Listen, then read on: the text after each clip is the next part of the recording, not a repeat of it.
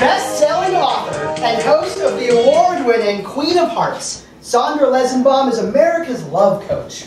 But what happens when the country's top couples counselor tries her hand at the culinary arts? Well, here to tell you more about that and to promote her new book, none other than Miss Saundra Lezzenbaum!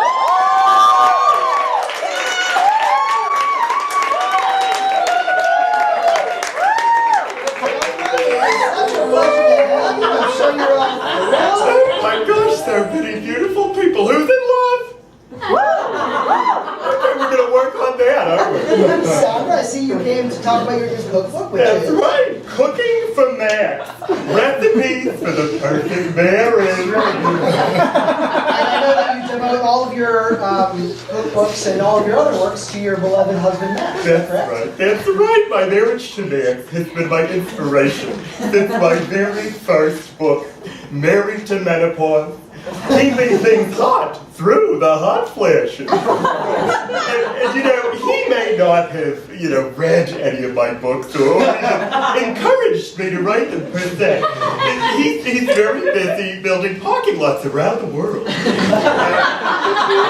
it was our flawless love that convinced me to join this profession and has qualified me for the amazing career that I've had. Really inspiring stuff. Thank you. And what finally persuaded you to switch gears and try your hand at, a cookbook? Well, Max is always saying, this meatloaf tastes like gravel. Or, there's no way these are carrots.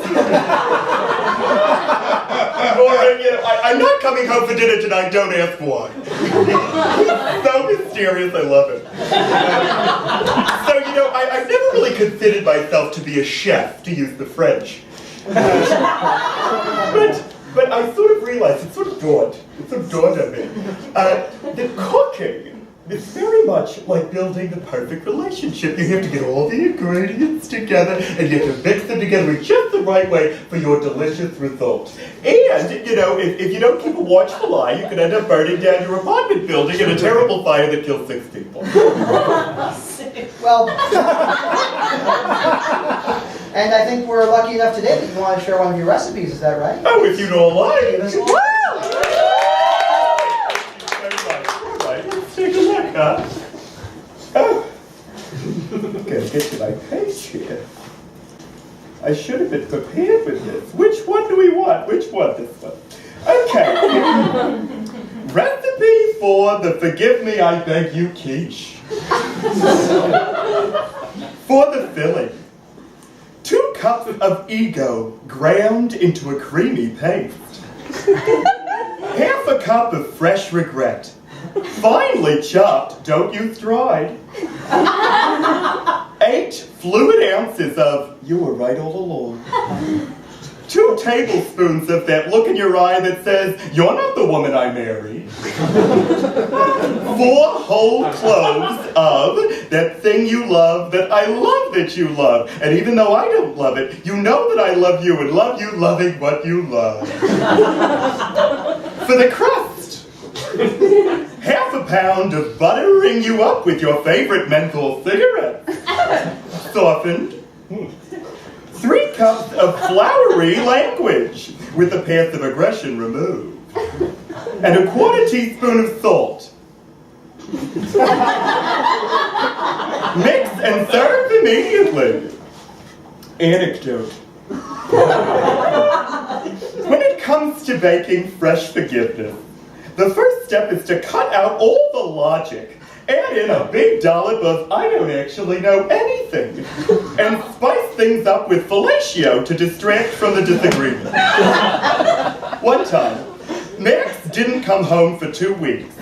And he didn't even leave a note. I was so worried that I spent 48 hours wandering around the length of Manhattan looking for him. I went to all his favorite parking garages and even checked his secretary's grave. As I got more desperate, I realized I was sitting down to a 4th-course dinner of resentment, and for dessert, some animosity sorbet. When Max finally came home, he revealed to me that he had simply gone with some of his lady friends to Las Vegas. and that he ended up winning several $100s. Then he did something remarkable. He grabbed my hand and gave me a little keychain shaped like Bette Midler. I realized in that moment that I had stuffed myself full of useless negative emotions when my beautiful husband had gone all the way to Las Vegas with his lady friends just to get me a keychain shaped like my second favorite actress. I was ashamed for being so thoughtless. But I prepared the above recipe, and eventually my sweet Max forgave my overreaction, and a week later, we made love. For a pretty good quiche recipe, see Rachel Ray's 30-minute Get Real Registered Trademark.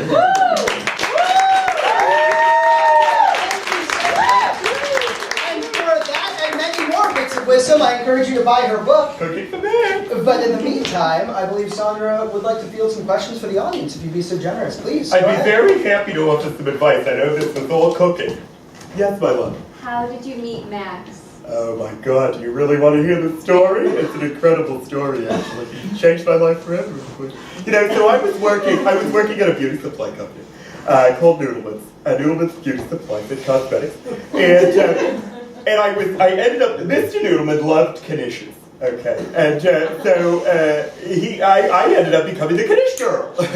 So I would run around town getting him his knishes. And so this one time I went into Hammerstein's, it's a great bakery, and for the knishes, and they said, no, we're not giving you any knishes. They had a fight with Mr. Noodleman, whatever, it was terrible. I broke down. I was sobbing. I wound up, I found myself outside of a Rite Aid.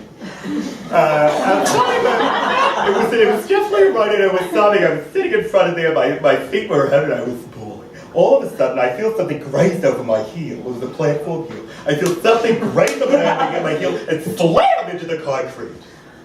A man in a white suit for no reason. Bloodied face. His face is completely coated in blood, dripping onto this white suit. Imagine. A bloody Colonel Sanders. And he looks at me with this look of horror, this horrible look. And all of a sudden, I hear this cackle of laughter behind me. And I hear the most beautiful sound of laughter behind me. I turn around, and in the doorway of the Rite Aid is this man, just pointing and laughing at this bloody-faced Colonel Sanders. And it was in that moment that I fell in love with Max Lezzenbaum. And we had a long courtship phase. We courted for a long time, and by that I mean he was involved in a sort of class action lawsuit. But we married relatively quickly. Thank you. Excellent question. Any other questions? I can take one more. I have time for one more. Yes, young man. What would you make for a man that you're trying to get? Oh, well, luckily I got him. But let's assume in an alternate universe, I got him a perfect marriage. I would say boiled chicken. No explanation necessary, am I right, ladies?